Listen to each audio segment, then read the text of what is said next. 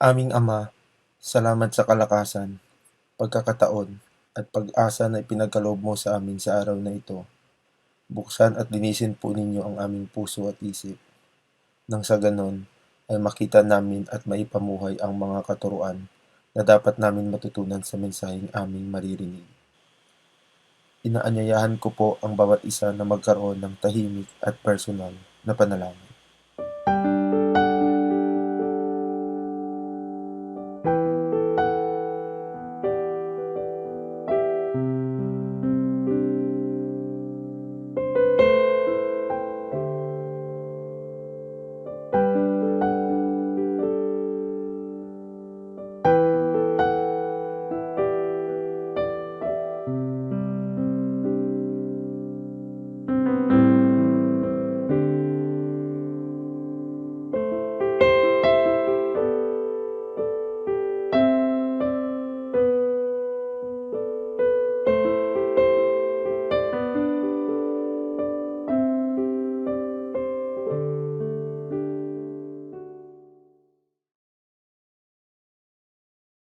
Brothers and sisters, wherever we are right now, let us all together praise the name of the Most High God. Let us lift His name up, celebrate His name and His love for us. Father, we praise You. Be magnified in this place. Praise You, Jesus.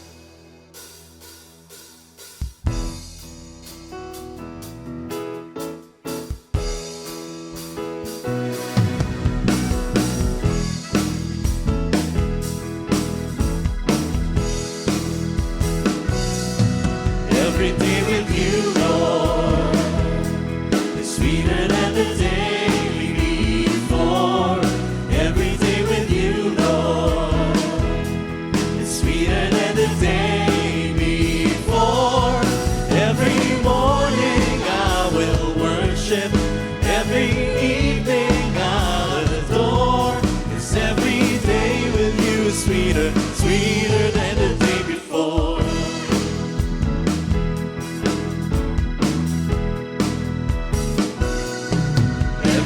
With You, Lord, is sweeter than the day before. Every day with You, Lord, is sweeter than the day before. Every morning I will worship, every evening I'll adore. 'Cause every day with You is sweeter, sweeter than the day before.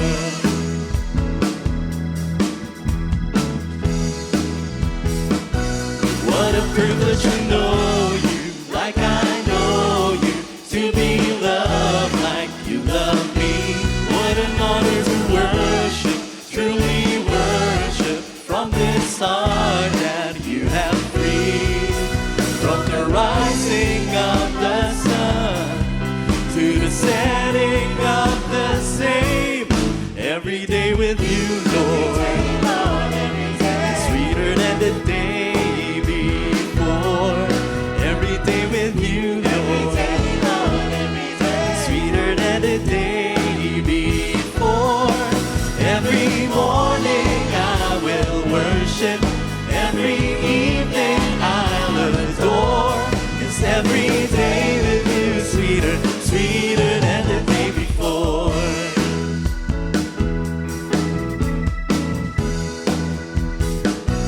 What a wonder to live life, really live life, overcoming anything.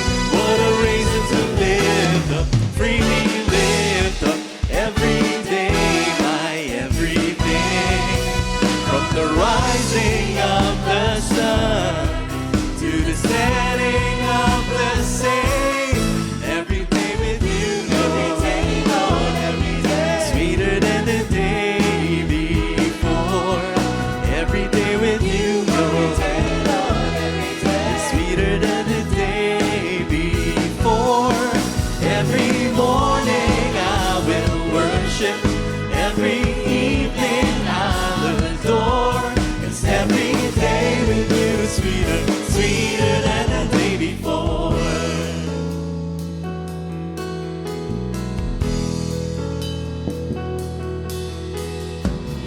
every day with you, Lord. Every day is sweeter than the day before. Every day with you, Lord. Every day is sweeter than the day before. Every day with you, Lord, sweeter than the day before. Every day with you, Lord, sweeter than the day before. Every morning I will worship, every evening I'll adore. It's every day with you, sweeter, sweeter than the day before. Every morning I will worship, every evening I'll adore. It's every day with you, sweeter, sweeter than the day before. Sweeter than the day before. Sweeter than the day before. Sweeter than the day before.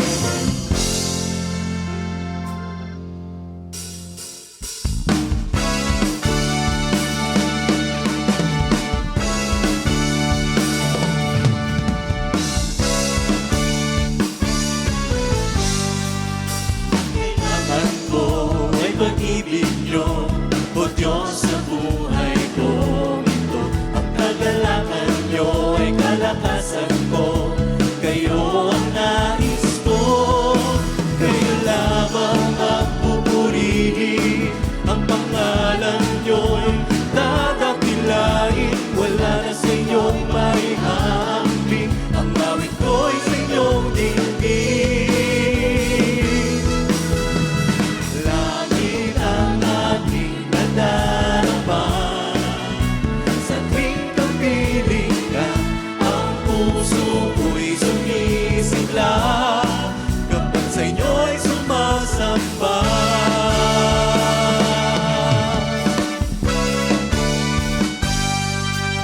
Ang kailangan ko ay pag-ibig niyo, O Diyos sa buhay ko. Ang kagalakan niyo ay kalakasan ko, kayo ang nais ko.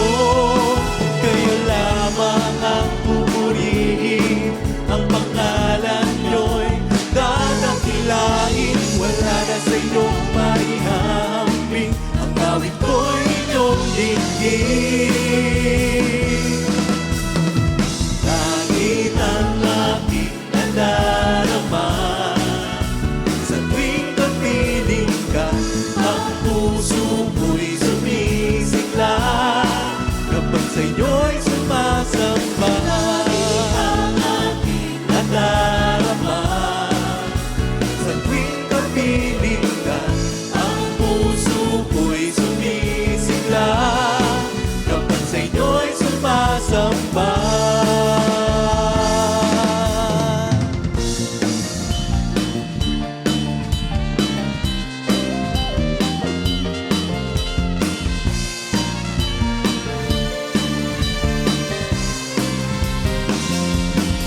Kayo lamang ang pupurihin, ang pangalan niyo'y dadakilain. Wala na sa inyong maihahambing, ang awit ko'y inyong dinggin.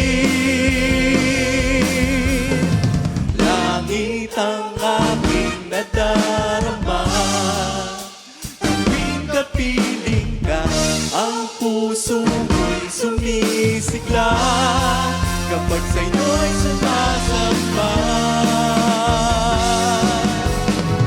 Langit ang aking nadarama, sa tuwing kapiling ka, ang puso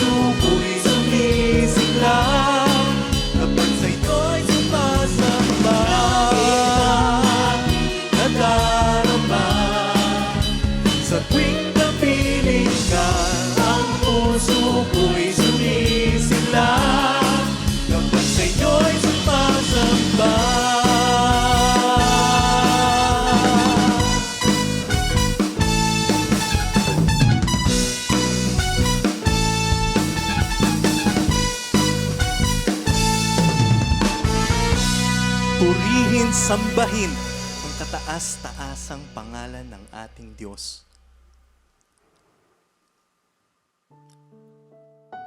Aming Ama, sa aming pagsamba nawa kayo ay malugod. Lahat ng ito dahil sa inyo at para sa inyo. Aming Diyos, nagpapasalamat kami dahil patuloy naming nararamdaman ang inyong presensya sa aming buhay sa araw-araw. Alam namin, Panginoon, that we are never alone because we have you. We have your love, your grace, and your mercy in our lives. And for that, Father, we praise you and we honor your name. Be glorified, Father, as we sing you praises, as we lift your name high in our hearts.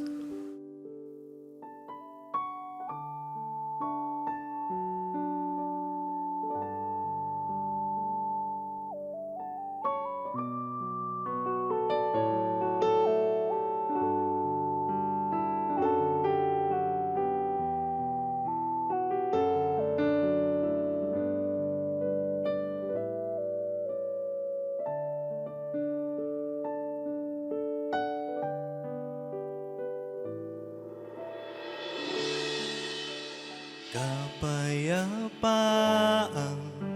nagmumula sa inyo.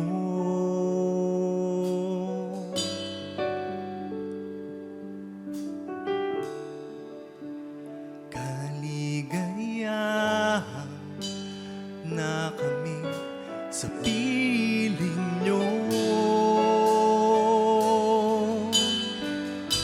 Wala nang hahanapin pa, wala nang nananatiling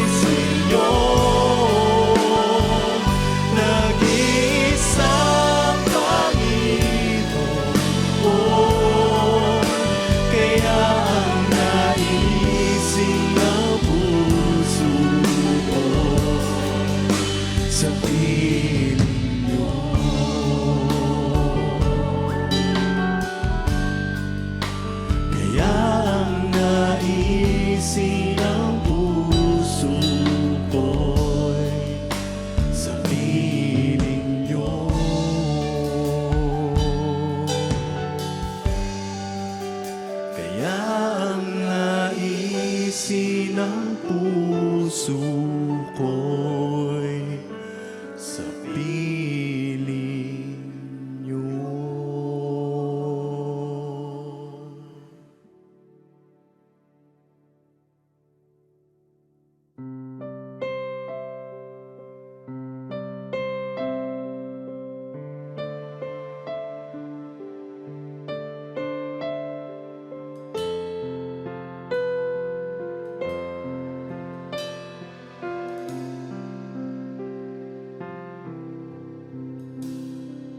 Found in your hands fullness of joy, every fear suddenly wiped away. Here in your presence, all of my gains now fade away. Every crown no longer on display. Here in your presence,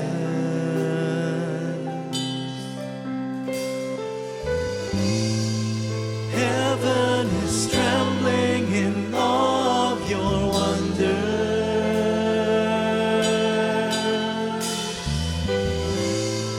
The kings and their kingdoms are standing amazed. Here in your presence, we are undone.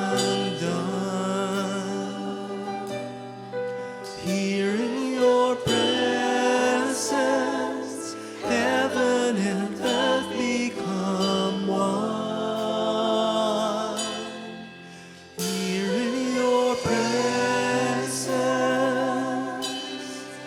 all things are new. Here in your presence, everything bows before you.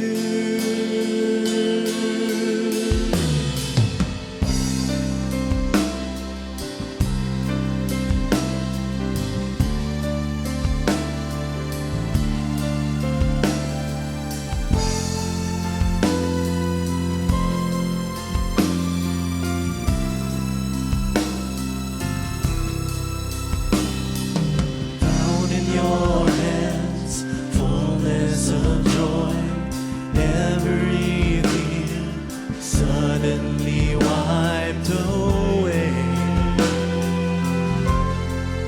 Here in your presence,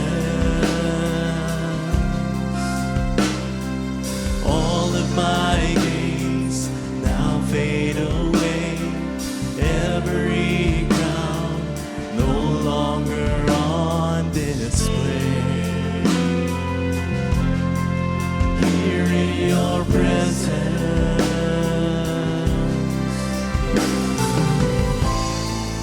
heaven is trembling in awe of your wonder.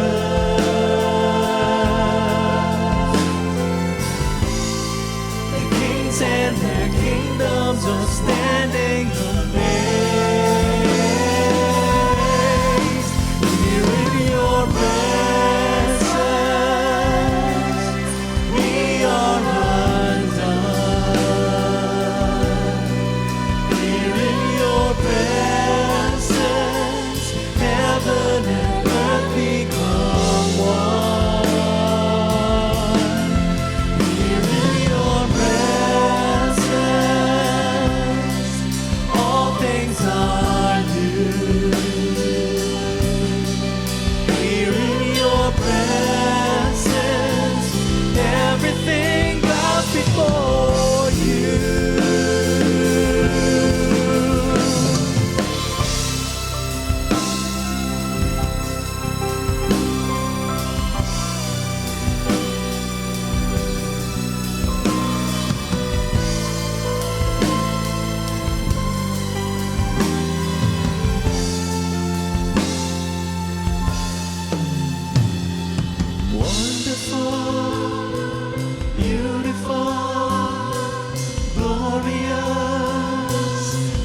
matchless in every way, wonderful, beautiful, glorious, matchless in every way, wonderful, beautiful, glorious, matchless in every way, wonderful, beautiful, glorious, matchless in every way, wonderful, beautiful, glorious, matchless in every way, wonderful, beautiful, glorious, matchless in every way.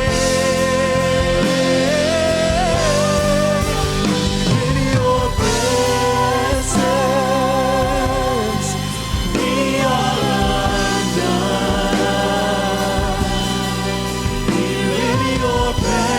Here in your presence, heaven and earth become one. Here in your presence, all things are new. Here in your presence, everything bows before you. Here in your presence, we are undone. Here in your presence, heaven and earth become one. Here in your presence, all things are new. Here in your presence, everything bows before you. We praise you, Jesus.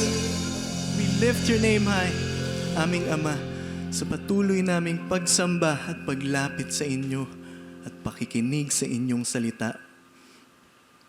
Maghari kayo, aming Diyos, sa aming mga puso, at nawa kayo at kayo lamang ang manguna sa aming mga buhay.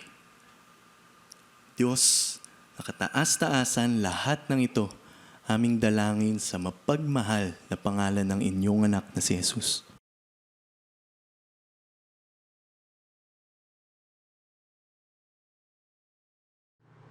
It is very wise to worship the Lord. Napakaraming mga pagpapala at mga magagandang bagay na dumarating sa buhay ng taong marunong sumamba. Meanwhile, it is foolish not to worship the Lord. At marami pong mga ginagawa ang tao that are really foolish. Kaya mahalaga na para mabawasan ang mga hirap ng buhay, madagdagan ng mga blessing, ay laging bawasan, kung maaari ubusin, yung tinatawag nating foolishness. What is foolishness? A fool is a person with poor judgment. Yung foolishness ay pagka ang ating mga pasya, ginagawa, sinasabi, o hindi sinasabi at hindi ginagawa ay nagdudulot ng panganib, nagbabawas o nagpapaalis ng pagpapala sa ating buhay, at nagdadala ng mga pahirap at mga problema at mga sakit. Foolishness must be minimized, especially in the lives of godly people. Never be a fool and never be a victim of fools. Maraming magagandang balak ang Diyos para sa atin, subalit ito'y kailangang ating payagang mangyari. At ang pagiging foolish o hangal ay pagpigil sa mga pagpapala ng Diyos. It is poor judgment. Ang ating pag-aaral, sa patuloy ng paglagong espiritual, don't be a fool. Huwag maging hangal sa buhay. Hindi yan ang kalooban ng Diyos. Ama namin sa langit, salamat sa iyong karunungan na sa kabila ng aming mga kakulangan ay maaari naming makamit. Salamat sa mga karunungang ibinigay niyo na at patuloy na ibibigay pa.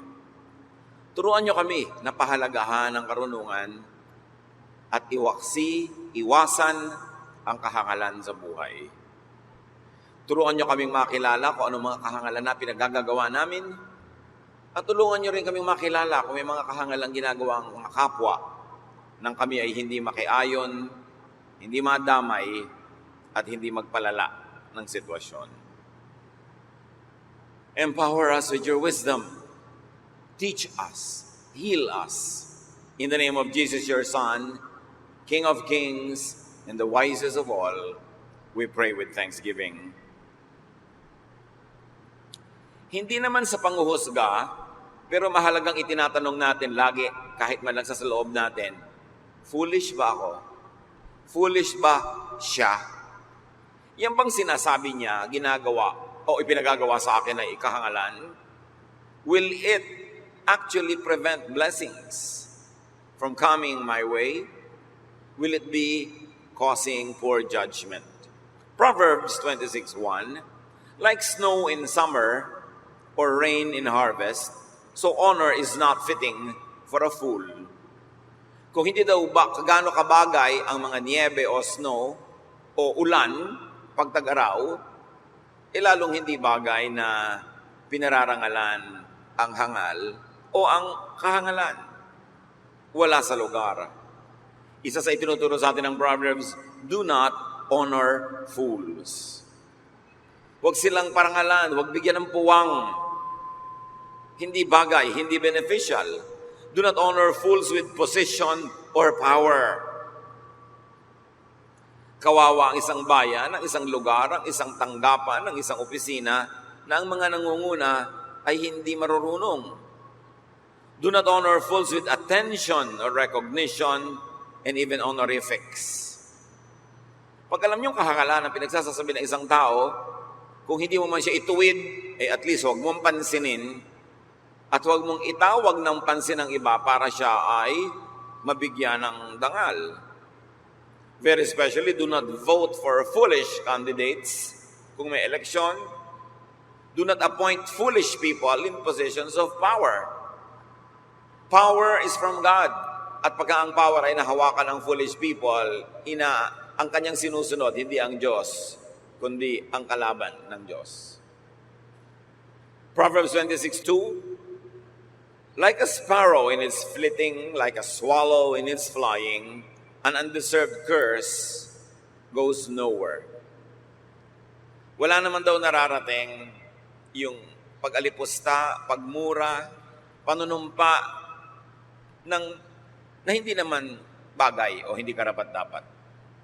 At yung mga curses na yan, lalo especially coming from fools, don't even pay attention to them. Do not pay attention to curses from fools. Kung hindi natin dapat masyadong ikatuwa ang paghanga ng mga hangal, lalo namang hindi natin dapat pansinin yung kanilang pamumuna, paninira ang kanilang mga pagsumpa sa atin. Pagka ang mga masasagwa na mga salita, pagka yung mga curses, galing sa unsolicited opinion or gossip or remarks, when disagreement or opposition come from fools, don't pay attention to them. Pag-aralan natin mga kapatid na huwag masaktan sa mga sinasabi ng mga di naman marunong. Ngayon, kung ang marunong ang namuna sa'yo, pasalamat ka. Dahil nanggagaling yun sa karunungan at makabubuti para sa'yo. Pero yung pamimintas at kahit pagpuri ng hindi naman marunong, baliwala yan. Baliwalain. Even yung mga predictions, mga hula-hula, yung mga salita na nanggagaling sa mga taong di naman maalam, huwag pansinin. Foolish curses will die natural deaths. So don't dignify or don't spread any. Pag may natatanggap kayo sa inyong cellphone, mga text, sa inyong email, sa internet, na sari-sari mga predictions ng mga kamangmangan, kabulastugan, sari-sari mga pintas kay ganito at pintas kay ganon ng mga taong hindi naman qualified mamintas dahil wala namang alam, huwag nyo nang i-forward, huwag nyo nang i-pass, huwag nyo nang ikalat. Kasi nagiging ahente tayo ng kamangmangan. Yung mga sobrang nakakatakot, wala namang basihan, chismis pa lang, hindi pa nasusuri, matatanggap mo, i-forward mo agad, you become a participant in glorifying foolishness. At nagiging napakadaling gawin ngayon dahil sa social media, dahil sa mga technological tools and gadgets. Dapat yan ginagamit sa kabutihan at sa pagiging makadiyos. At huwag kailanman ipahiram kay Satanas. Proverbs 26:3, a whip for a horse, a bridle for the donkey, and a rod for the back of fools. Ang bagay daw sa kabayo ay latigo. Ang bagay sa mga buriko or donkey ay yung pambusal sa kanilang bibig para sila mapasunod. At ang bagay daw sa mga hangal, hampas sa kanilang likod. Siyempre, Proverbs, punong-puno ng mga symbolism. Hindi naman ibig sabihin, pag may nakita kang tao na sa tingin mo hangal, ay hahampasin mo na nga. Pero ang tinuturo sa atin, walang bagay na mabuti para sa kanila. Huwag silang bibigyan ng pansin na maganda. Fools deserve nothing but a rod or punishment. Don't reward them for their foolishness. Marami kasi mga injustices being done in our daily lives. Kahit kang halangalan, pinepremyuhan, binibigyan ng gantimpala. Pati ang mga gumagawa ng kahangalan, hindi pinapalo, hindi itinutuwid, at kuminsan ay nabibigyan pa nga ng gantimpala.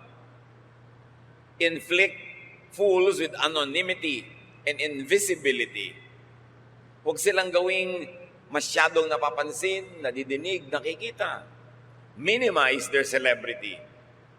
At yan kung minsan ang problema sa mass media, dahil may kapangyarihan ito na mag-spread ng anumang gusto nitong ikalat, kahit mga kamangmangan na mabilis kumalat.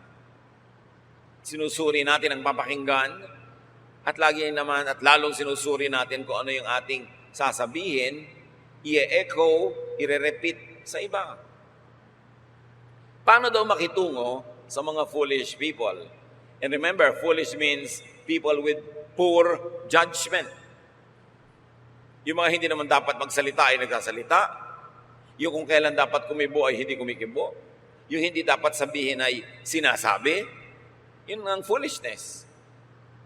Proverbs 26:4-5. Do not answer fools according to their folly, or you will be a fool yourself. Answer fools according to their folly, or they will be wise in their own eyes. Huwag daw patulan ang fools.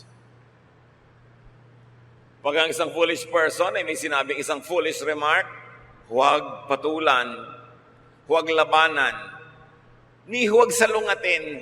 Kasi pag sinalungat mo, binibigyan mo na atensyon. Salungatin lang kung talagang ito ay nagbibigay ng immediate, grave threat or danger to others, to safety, to well-being, or to life. Otherwise, huwag pansinin. Naalala ko ang lola ko, pag may sinabi ang sino man na walang katuturan, ni hindi yung titingin, ni hindi sasagot, hindi yung kikibo. At yun ang sagot niya sa'yo. Mag-isip-isip ka pag di siya kumikibo, ibig sabihin, you are saying a foolish thing. Ikaw na ngayon, bigla kang titigil at mapupuwersa ka talagang manuri sa iyong sarili. Pag may mga nagbubulalas ng mga kamangmangan, huwag sundan ang kanilang logic or method o pauso. Huwag silang patulan at huwag na huwag makipagdebate sa hangal. The mere fact na nakikipagdebate ka sa kanya, ay pinapatulan mo ang kanyang ideya. At kung may nanonood sa inyo, binibigyan mo siya ng audience. Lalo lang magkakaroon ng mga tagahanga at tagasunod ang kanyang kamangmangan. At sabi ng Proverbs 26, pag pinatulan mo ang isang foolish person, nagiging foolish ka rin. Maa-affirm sila, mabibigyan mo sila ng pahalaga na hindi mo dapat ibigay. Proverbs 26, 6-7. It is like cutting off one's foot and drinking down violence to send a message by a fool. The legs of a disabled person hang limp, so does a proverb in the mouth of a fool. Para daw pinutulan mo ang sarili mo ng paa, ipinahamak mo ang iyong sarili, pag may ipinasabi ka na anuman sa isang hangal. Kung baano daw na walang buhay at walang silbing nakalaylay sa paa ng isang taong may kapansanan ng kanyang paang hindi magamit, ganon din daw na walang saysay at nakalaylay sa bibig ng isang hangal ang kahit anumang pinakamagagandang mga salawikain o mga salita. Pag may nagdala sa iyo ng chismis, and 99.9% yung nagdadala niyan, foolish. At may sinabi sa iyo, alam mo, sabi sa iyo ni ganito, ganun ka daw. At tapos sabihin mo sa kanya, ganito siya, yun. Pinagdadala mo ng balita, ng mensahe ang isang hangal. Nag-suicide ka na nun. Sinaktan mo na ang iyong sarili. Pinutulan mo ang paa ang sarili mo. Kasi pagdating nun sa kabila, kung pangit ang sinabi mo, mas papapangitin niya. At kahit maganda yung sinabi mo, papapangitin pa rin niya. Kasi nga, foolish siya eh. Para may sabihin uli yung pinadalhan mo ng mensahe, babalik uli sa iyo, pabalik-balik yung mensahe sa inyong dalawa. Pero sinong nasa gitna? Si foolish. Ginawa niyo siyang mahalaga. Ginawa niyo siyang kasali. Kaya gusto niyang palalain para hindi siya maubusan ng importansya. Never entrust messages to fools. Maraming magkaibigan nagkakagalit kasi yung namamagitan sa kanila ay foolish. Maraming taong hindi naman dapat lumala ang kanilang mga away, lumalala dahil may namamagitan na isang hangal. At paano nyo malalaman kung hangal ang namamagitan? Hindi nyo susuriin kung anong pinag-aralan niya. Hindi kung gaano ang karaming libro niyang nabasa. Ang susuriin nyo, ano ang bunga ng kanyang pamamagitan. Pag ang pamamagitan niya ay nauwi sa lalong gulo, foolish siya. Because wise people will always mitigate damage and danger. Wise people will always maximize the good and minimize the bad. That is good judgment. And remember that the meaning of a foolish person is one who has poor judgment. Kaya kung minsan sa church, malalaman mo rin kung may mga foolishness happening. Merong isang taong may problema, may reklamo, ipapahandle mo sa isang deacon, sa isang elder, sa isang leader. Ang naging ending, lumayas lalo yung tao doon sa church, lalong lumaki ang gulo, lalong nagkaroon ng mga away, ibig sabihin yung namagitan, foolish. Hindi nalutas. Kung hindi man niya napaganda, sana man lang nanatili na lang where it is, hindi yung lumala pa. Gaano karaming tao, mga kapatid, ang lumayo sa inyo, nilayuan nyo, bunga ng gawa ng isang foolish ambassador.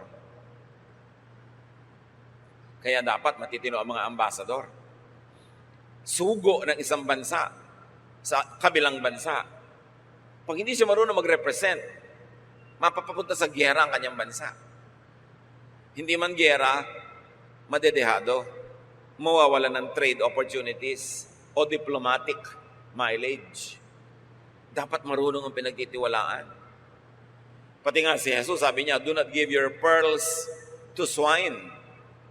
They will trample upon it, turn back, and attack you. Sabi niya, do not give to dogs what is holy.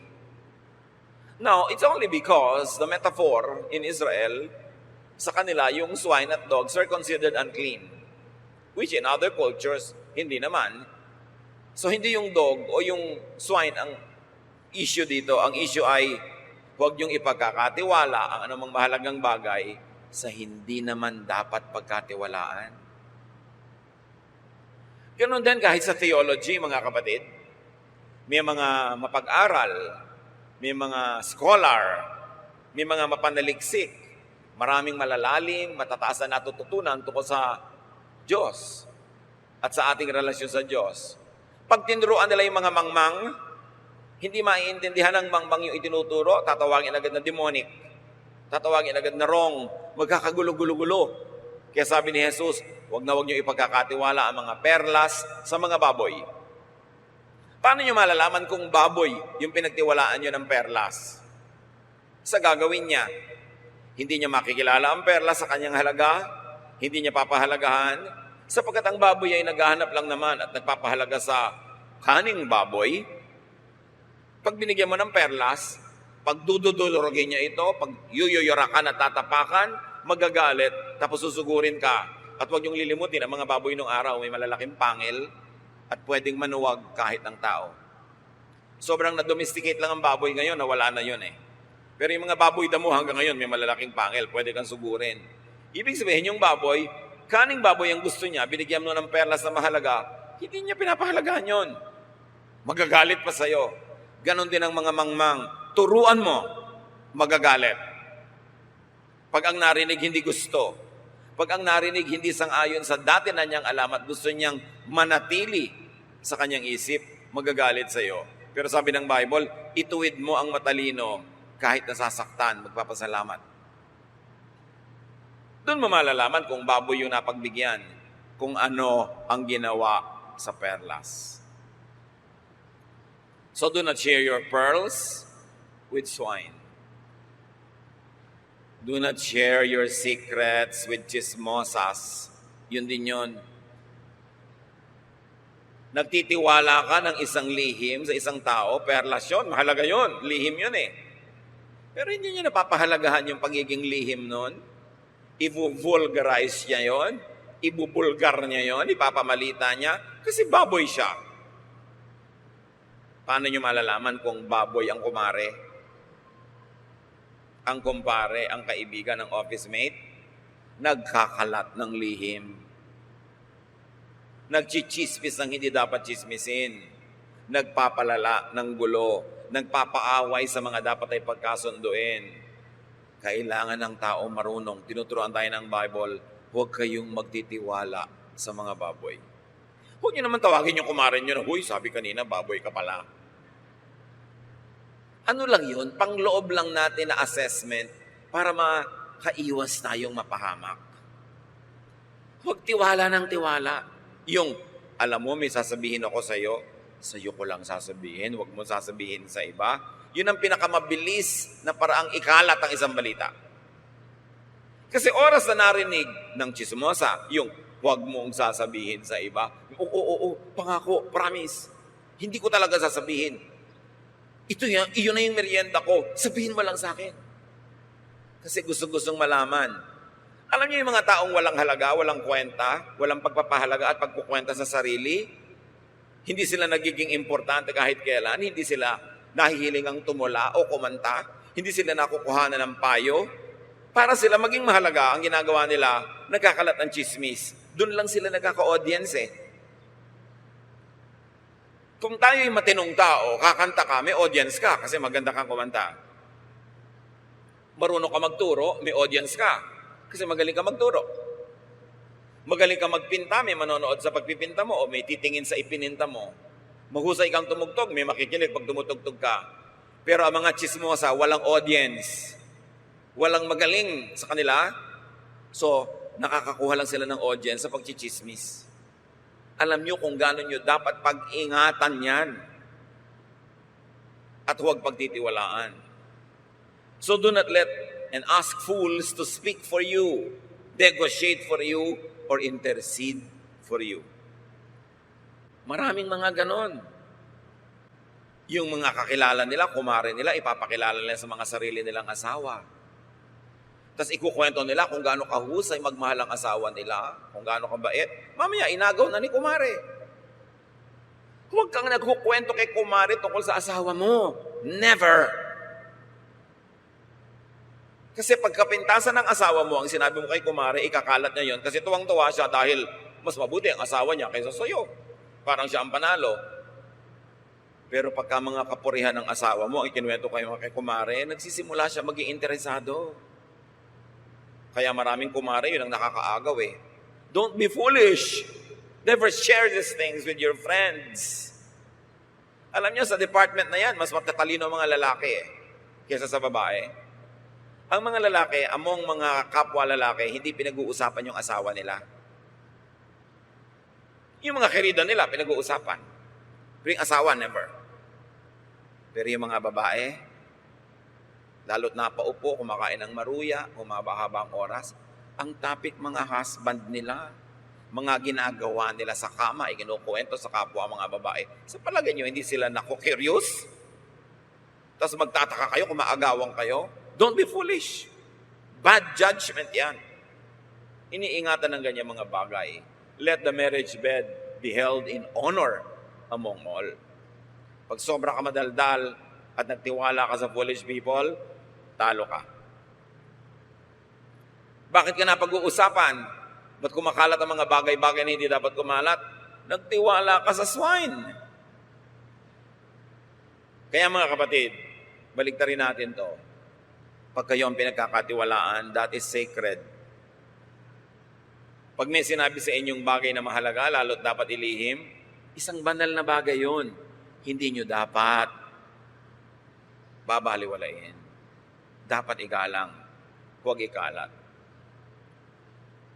Pag nagtitiwala ka sa isang foolish person, kumisan dahil gusto mo lang siyang pahalagahan, gusto sumaya-saya siya, bigyan siya ng halaga, pero marami kang ipapahamak, yung masisira niya. Lalo at binigyan mo siya ng kapangyarihan, karangalan, impluensya, kawawa ang marami.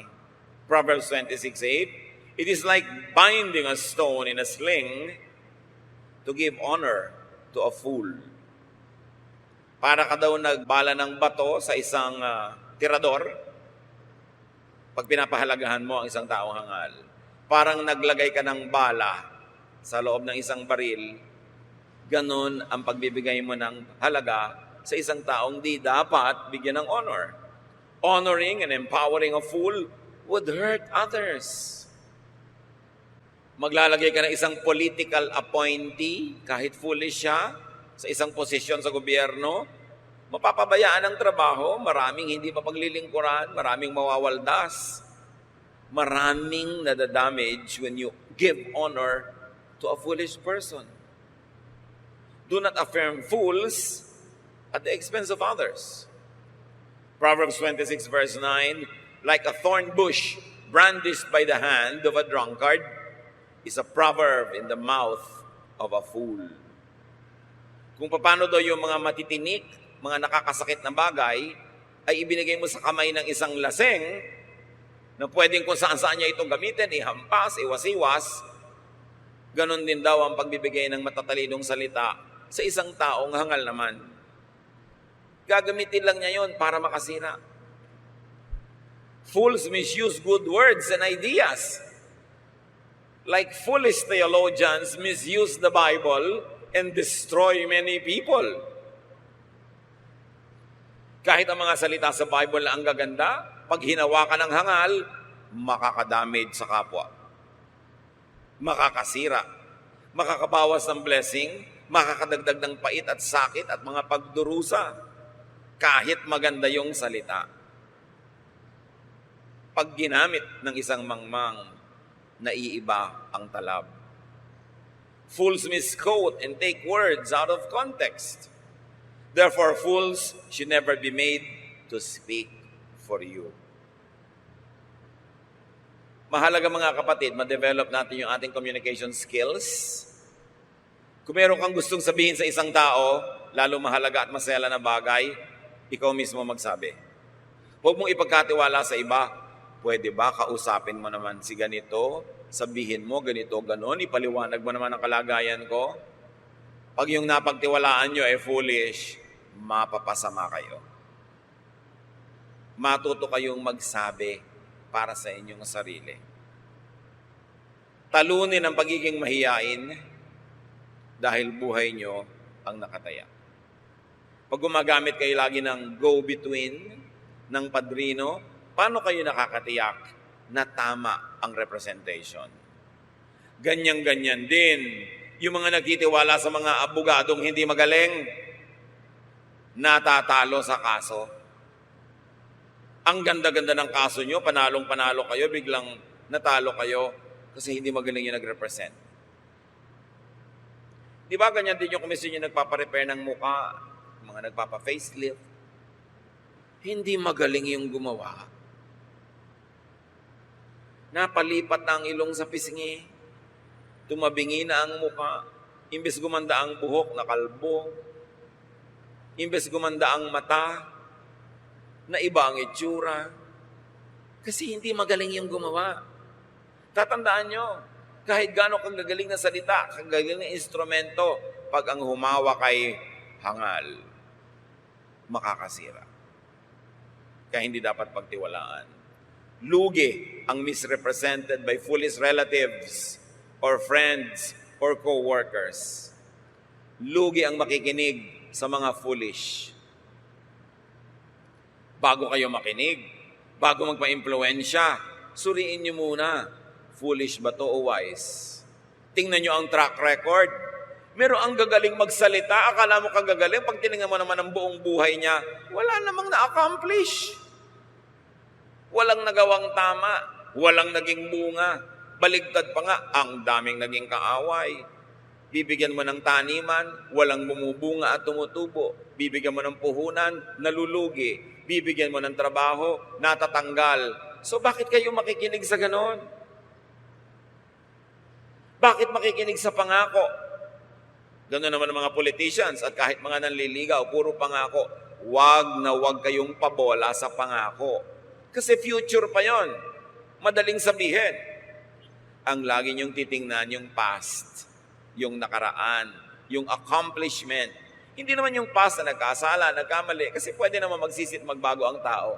Pero yung tao nangangako na magiging mabunga, mahusay, magaling, tingnan nyo kung naging mabunga, mahusay at magaling na noon pa. Kasi kung hindi siya mabunga, mahusay at magaling pa noon, ganun siya magiging uri ng tao bukas. History repeats itself. Sabi ni Solomon, there is nothing new under the sun.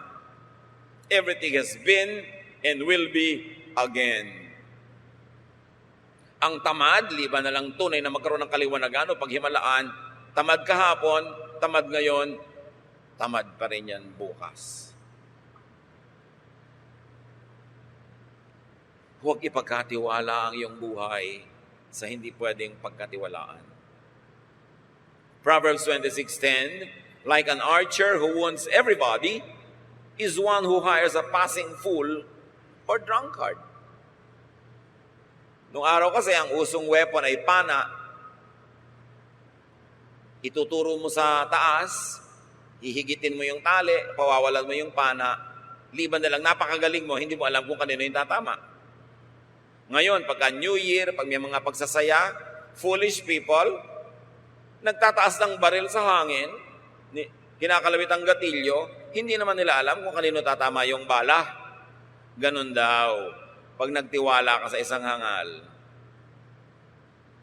do not employ fools. Screen, filter, choose. Meron kang taxi, ang kukuhanin mong driver, yun namang walang malasakit, walang track record na maganda. 3 amo na ang nagtanggal sa kanya. Bakit mo pagtitiwalaan? Walang track record. Bago ka magpa-opera sa isang doktor, suriin mo muna kung sino mga na-operahan niya. Masaya ba sila? O masyadong tahimik? Kasi na nga, matay ng lahat. Checkin mo. Bago ka sumagot sa isang manliligaw, tanong mo na muna kung pwede mo makausap yung mga naging girlfriend noon. Kung anong pinagagawa sa kanila. Because chances are, yun din ang gagawin sa'yo. Kailangan, tinitingnan mo ka isang tao paulit-ulit sa kanyang ginagawang mali. Meron naman, boyfriend mo pa lang, girlfriend mo pa lang, alam mo na hindi good candidate na maging asawa. Huwag mo na ituloy. Napakapabaya, napakatamad. Sa palagay mo, mababago yan ang iyong pag-ibig? No way. Kaya mga kabataan, dapat nakikinig kayo sa mga magulang nyo eh. Pag ayaw ng magulang nyo sa nanliligaw sa inyo, sa girlfriend nyo, sa boyfriend nyo, makinig muna kayo. 99% sila ang tama. Kasi marami na silang nakita sa buhay. pag ayaw ng magulang nyo sa nagugustuhan nyo, liban na lang sobra silang bias o talagang walang katwiran, kadalasan may nakikita sila, may nakukutuban sila na hindi makakabuti sa inyo. At isa dyan, yung pabalik-balik at paulit-ulit na mali. Hindi magandang senyales yun. Nagkakamali ang tao, yes. The Arabs have a saying, even a good horse must be allowed at least one fall. Pero pag paulit-ulit, alam nyo, mauulit-ulit. Proverbs 26:11, like a dog that returns to its own vomit is a fool who reverts to his folly. Tulad daw ng aso na isinuka na niya, babalikan pa niya at kakainin niya uli, ganon din ang hangal na paulit-ulit, binabalik-balikan, ang isinuka na niya, kinilala na niyang mali, gagawin niya na naman. Because fools keep repeating their mistakes. If you want to protect yourself, do not be around the fool when he does repeat it. Madadamay ka. Isang sign of foolishness is repeating mistakes. Pag pinagtiwalaan mo minsan, kinupitan ka. Pinagtiwalaan mo pangalawa, kinupitan ka. Pinagtiwalaan mo pangatlo, kinupitan ka. Sa pang-apat, sa palagay mo, biglang di kanya kukupitan. Pattern. Beware of people who keep repeating mistakes. Pag merong isang tao, umalis siya sa dati niyang church, lumipat sa church mo, panayang pintas niya sa church na nilipatan niya. Okay, baka nga mali yung church at tama siya. Pero itanong mo, bago ka sumali dun sa previous church mo, may iba ka bang church? Meron. Umalis ka rin doon? Oo, kasi mali sila. And before that, may sinilihan ka bang iba? Oo, umalis din ako.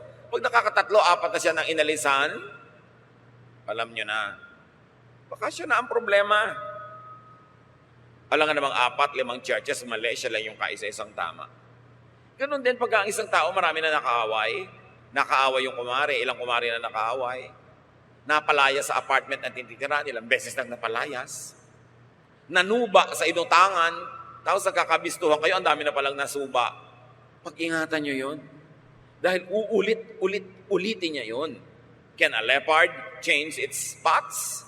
Or an Ethiopian change his skin? Sabi sa Bible. The answer is no. Kung hindi mo siya mabago ng iyong panalangin, hindi mo siya mabago ng iyong pagmamahal, at least huwag kang madamay, lumayo ka. Proverbs 26:12, do you see persons wise in their own eyes? There is more hopeful fools than for them. Yun nga daw, foolish people, malala na, pero mas malala yung taong lagi ang tingin niya, siya ang tama. Siya ang magaling. Siya ang mahusay. Iwasan ang ganitong mga tao. People who look at things only from their points of view are hopeless, are unteachable, are in fact foolish. Proverbs 26:13-16, the lazy person says, there is a lion in the road. There is a lion in the streets. As a door turns on its hinges, so does a lazy person in bed. The lazy person buries a hand in the dish and is too tired to bring it back to the mouth. The lazy person is wiser in self-esteem than 7 who can answer discreetly. Yung daw mga taong ketamad-tamad, kahit ilubog nila yung kamay nila sa isang tumpok na kanin para kumain, ni hindi na nila hinuhugot para dalhin sa bibig nila yung nakuha ng kamay nila. Tamad. Ang tamad daw na tao ay parang hinge ng pinto. Ikot ng ikot, walang nararating. Ganon din daw ang taong biling ng biling sa higaan. Galaw ng galaw, walang napupuntahan. Laziness is foolishness. Because wise and godly people will be productive, active, fruitful. Lazy people have no future. And disregarding the future is foolishness. Kaya bago kayo mag-asawa mga kabataan, bago kayo madamay sa isang buhay na papunta sa kawalan, tingnan ninyo, ano ang future ng taong ito? Hindi natin nape-predict exactly ang future. Pero nararamdaman mo kung saan man lang yung general direction na pupuntahan. Pagkakontento ang taong wala man lang siya nagpo-produce, walang nagagawang mabuti, walang inaatupag kundi libangin, pasayahin ang sarili, maglaro ng walang katapusan, wala kang kinabukasan sa ganong tao. It is marked as foolishness. Proverbs 26:17, like somebody who takes a passing dog by the ears, is one who meddles in the quarrel of another. Pag daw may dumadaang aso na hindi mo naman aso, hindi ka naman kilala, bigla mong hinawakan sa tenga, makakagat ka. Ganun daw ang ginagawa at nangyayari sa mga taong nakikilaho sa away ng may away. Foolish. It is foolish to get involved in other people's quarrels. Liban nila kung pulis ka. Pero kung hindi, huwag kang makilahok. May nagkakasamaan ng loob, huwag kang makisali. May nagpaparinigan, nagpaparonggitan, nagsisiraan, huwag kang makisali. Kasi makakagat ka ng aso na yon. It is foolish. Alam nyo, kawawa yung mga tao na ang tatay, nanay, kapatid, anak, asawa ay foolish. Laging nasasangkot sila sa gulo. Kasi pag nasangkot ka, sangkot ka rin eh. Damay-damay. Kaya pinag-iingatan. At dapat tayo na maging responsable na para huwag naman madamay yung mga mahal natin sa buhay, huwag tayong sumuot sa mga gulo na hindi naman dapat nating suotin. Proverbs 26:18-19, like a maniac who shoots deadly firebrands and arrows, so is one who deceives a neighbor and says, I'm only joking. Ito nagbibigay ng mga masasamang biro, nandadaya, tapos pag nabisto, sasabihin, joke only. Ganun. Yan ang mga taong nanganganib. It is foolish to deceive neighbors and then make palusot when found out. Dapat honest ang mga dealings. Alam niyo yung Proverbs, basahin lang natin, a few Proverbs a day will keep troubles away. Napakalaki ng maliligtas natin na gulo kung babasahin niyo lang lagi Proverbs. Tulad ng Proverbs 26:20-22. For lack of wood, the fire goes out. And when there is no whisperer, quarreling ceases. As charcoal is to hot embers and wood to fire, so is a quarrelsome person for kindling strife. The words of a whisperer are like delicious morsels. They go down into the inner parts of the body. So itong whisperer, ito rin yung gossiper. Pag wala ng daw gatong, mamamatay na ang apoy. Pag wala ng kahoy, titigil na magliyab ang isang siga. Pero, ang mga bulong-bulong daw ng mga chismosa ay gatong, lalong maglalagablab ang apoy, lalong lalakas ang sunog, pag sumali ang mga gossipers. Avoid them. Kahit kamping-kampi sa inyo yung nagchichismis, huwag kayong makipagchismisan. Akala nyo lang yon. Pag talikod niya sa inyo, kayo naman ang topic niya. Wag na wag. Tandaan nyo, paano nyo malalaman kung sinasaksa kayo sa likod ng isang taga-balita, taga-dala ng balita, taga-pamagitan o chismosa? Pag may sinabi ka laban sa isang tao, sa isang namamagitan, at nagpunta siya doon, at bumalik siya sa iyo na may daladalang sabi naman ng kabilang tao, ibig sabihin pinagtiwalaan siya ng tao na yon. Kaya nagsabi sa kanya. At bakit nagtiwala yung tao na yon?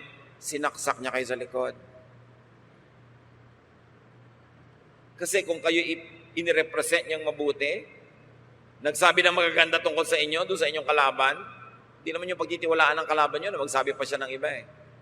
Kaya pag kami sayang, alam mo, sabi ni ganito, ganito ka daw. Alam mo, pinipintasan ka ni ganito. Alam mo, pinag-uusapan ka kanina nung kumakain kami. Sabi mo, bakit ka mo narinig? Bakit nagpatuloy sila mag-usap kahit nandun ka? Kasi kasali ka, no?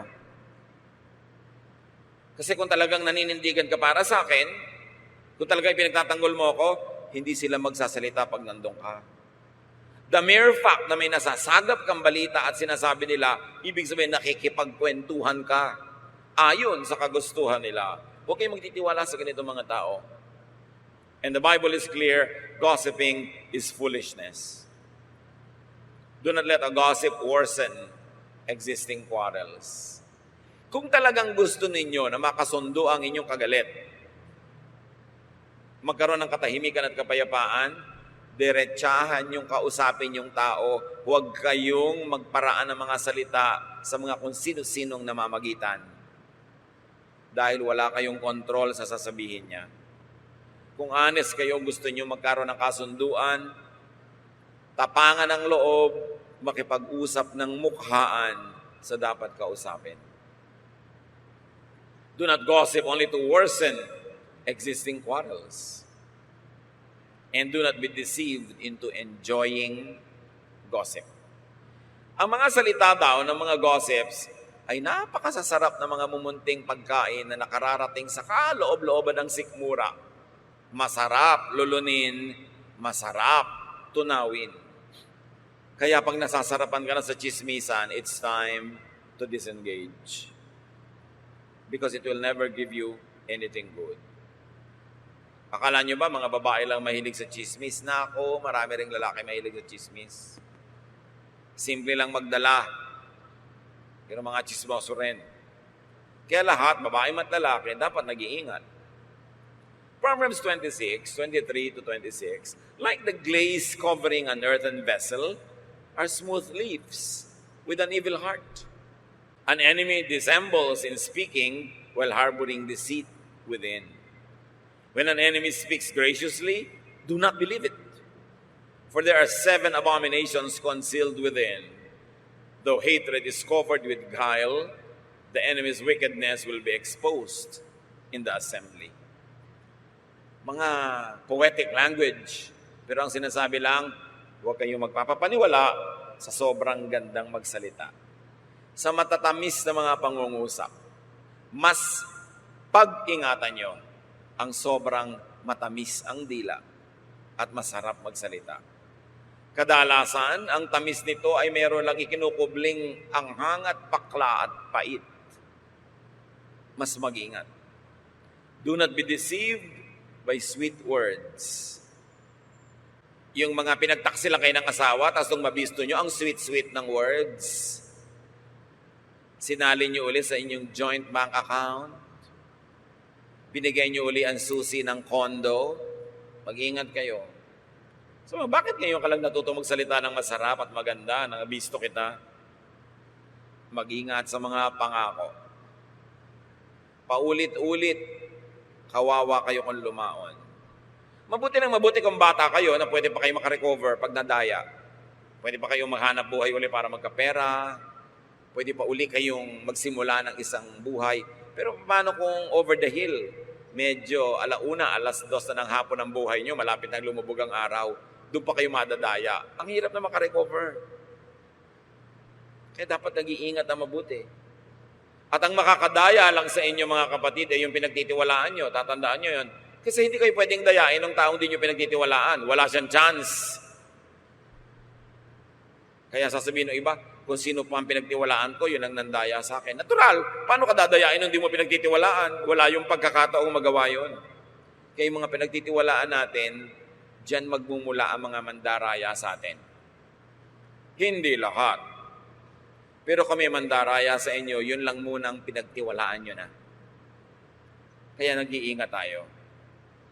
Sabi ni Jesus, be innocent as doves, but be wise as serpents. Kung ang asawa ninyo may track record ng pagtataksil, huwag kayong maki-joint bank account. Lalo't kayo yung naghahanap buhay. Dapat meron ka sariling sube. Iwang ka man niya, magtaksil man siya, hawak mo ang bank book. Sa'yo ang huling halakhak. Ang mahirap, dinala na niya yung puso mo, dala pa yung bulsa mo. Huwag masyadong lagi nagtitiwala. May mga anak kayo, lalagyan nyo agad ng mga property sa pangalan nila. Kilala nyo na ba, magiging manugang nyo? Ipon kayo ng ipon, hirap kayo ng hirap na magkaroon ng property, ilalagay nyo na agad sa pangalan ng mga anak. Nagkaroon ng isang asawa from hell. Huwag naman mangyari. Ano mangyayari kung biglang sumakabilang buhay ang anak nyo? Sa manugang nyo na yun, Be wise. Sabi ni Solomon, ang saklap naman ng buhay, sikap ka ng sikap, tapos hindi mo naman alam kung kanino pupunta yung mga ipinundar mo. Hanggang hindi nalalagot ang inyong hininga, mga kapatid, hawak nyo dapat ang inyong bank book.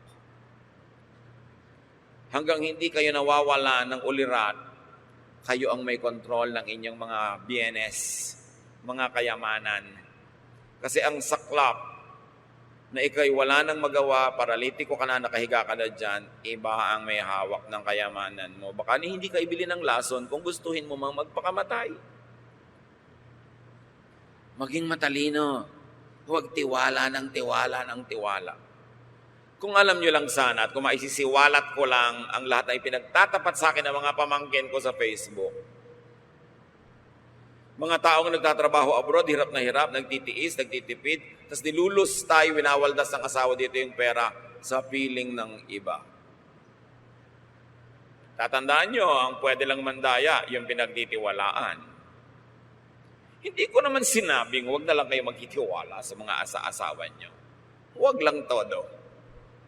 Magtira kayo sa sarili nyo. Proverbs 26:27, whoever digs a pit will fall into it, and a stone will come back to the one who starts it rolling.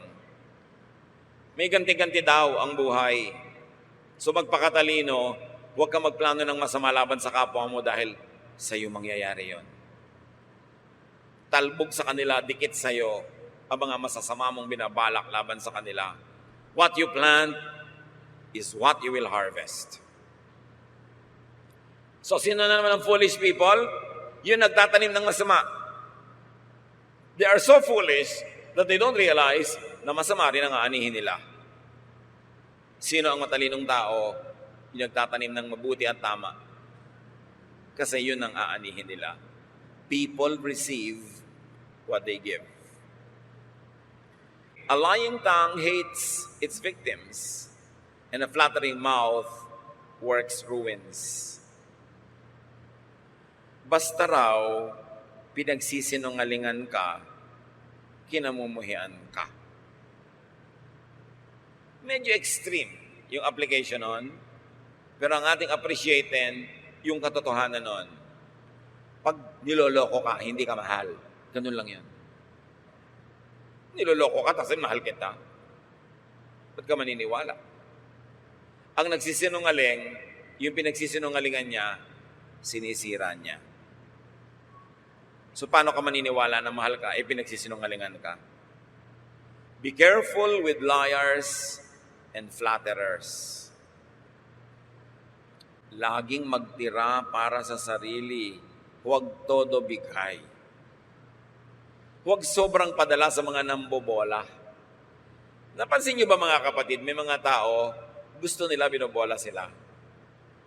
Bolahin niyo. Bibigyan kayo ng maraming magagandang bagay. Pagtapatan ninyo, sabihin niyo ng totoo, ng tama, maiinis sa inyo. Ano magagawa niyo sa mga taong yon? Ang sabihin niyo pa rin yung totoo. Pero kung kayo mga kapatid, may mga magagaling magsalita, magaling mambola, para ang sarap pakinggan, ang sarap paniwalaan, yun muna ang pagdudahan nyo. Kasi mas pwede na may masamang balak sa'yo yung nagsasabi ng masasarap kaysa yung nagsasabi ng hindi masarap.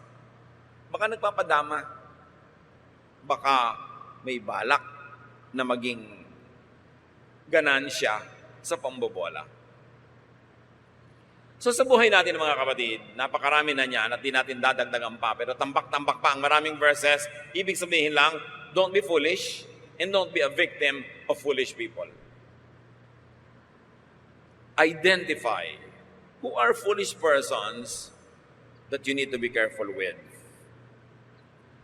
Sino sa buhay natin mga kapatid, ang mga sa definition na ibinigay sa atin ng Biblia ay matatawag na foolish. O yung mga ginagawa nila can be labeled as foolishness. Pag-ingatan nyo yon kahit pamahal nyo sa buhay. Kahit pamahal kayo sa buhay.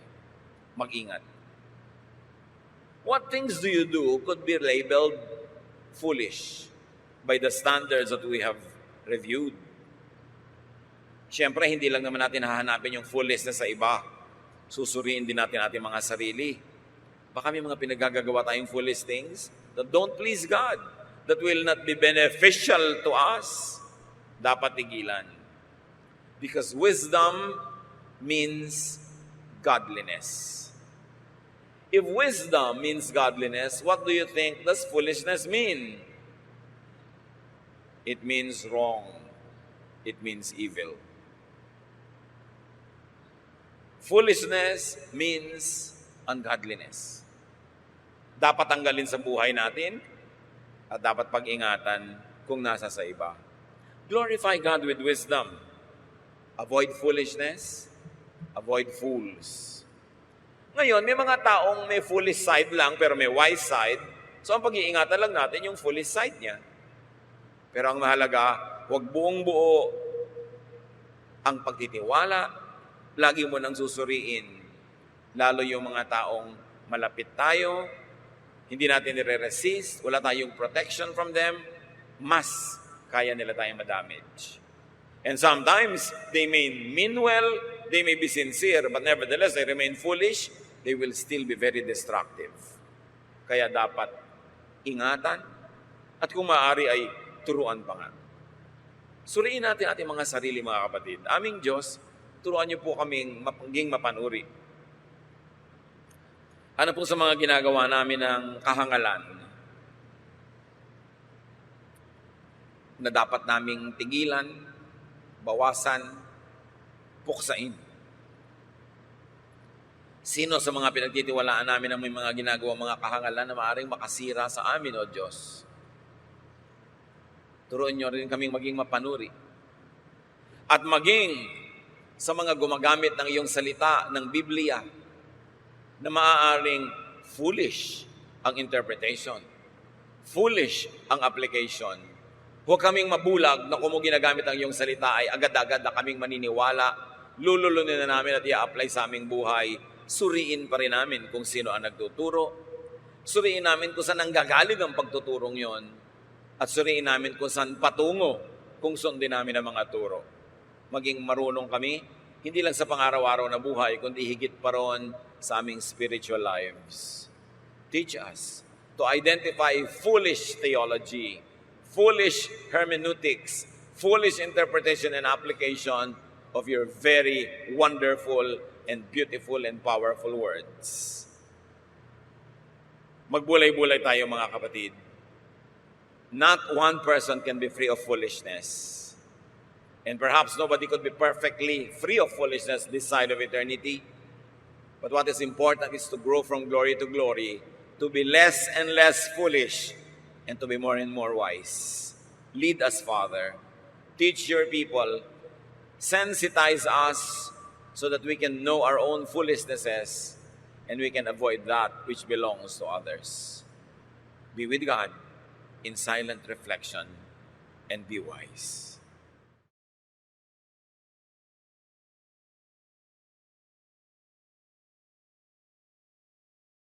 Tunay po, Ama, na ang pakikinig sa mga mensahe ninyo ay isang pagpapala.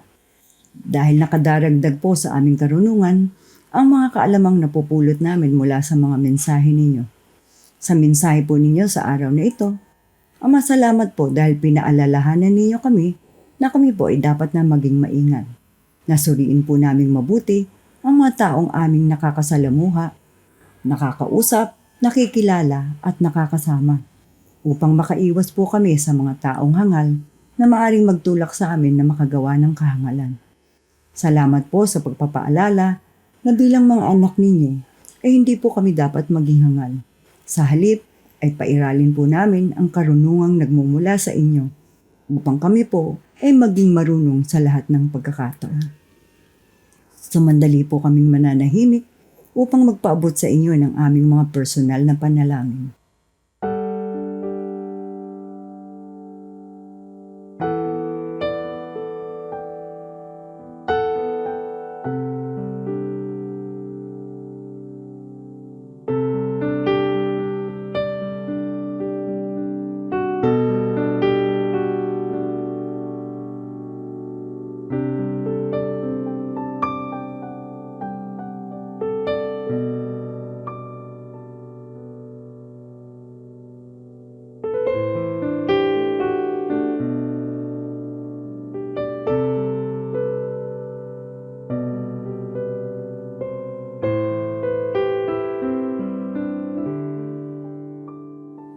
Ama, salamat po sa kabutihan ninyo at sa lahat ng mga biyayang ipinagkakaloob ninyo ng walang sawa.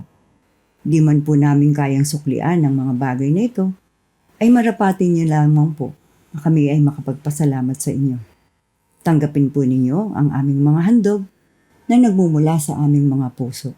Kalakip po nito ang lahat ng mga papuri, pagsamba at pagdakila na sa inyo lamang po nararapat. Ito po ang aming panalangin sa makapangyarihang pangalan ng aming Panginoong Hesus.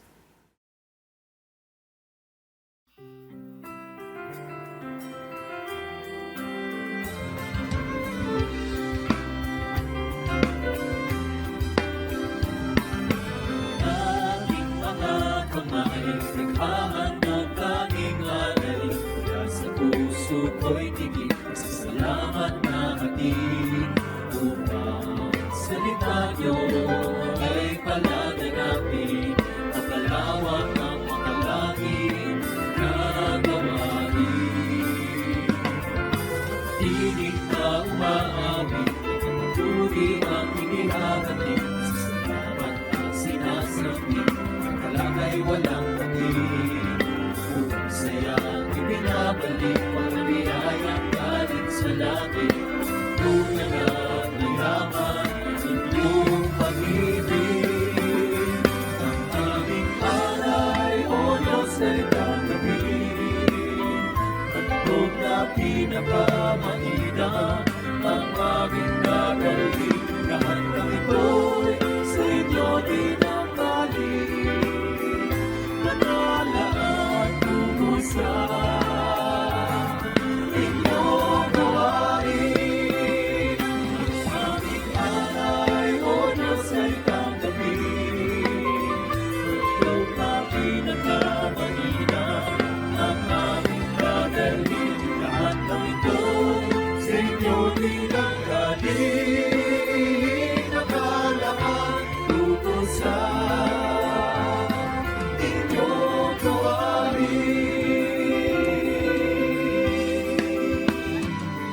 Lumahati sa Diyos na may likha sa ating mundo. Alagod kayo naman siya naman. Siya naman.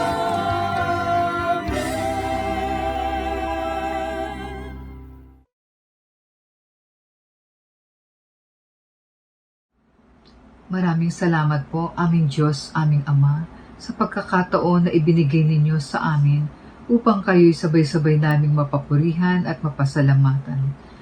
Mga kapatid, sa isang saglit, ating ihayag sa ating Diyos Ama ang ating personal na pasalamat sa ating personal na panalangin.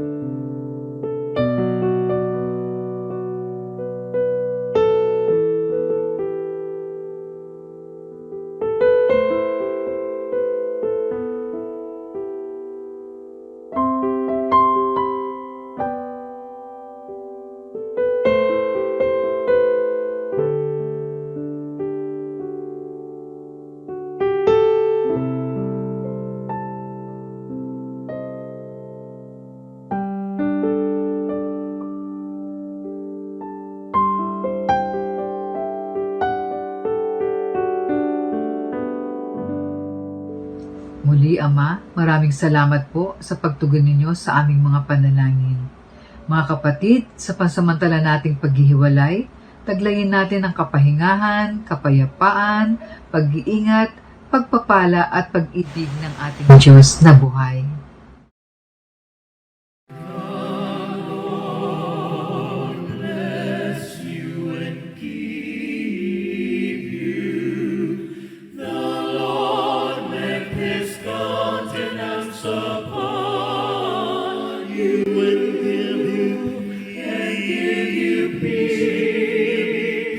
And give you peace, the Lord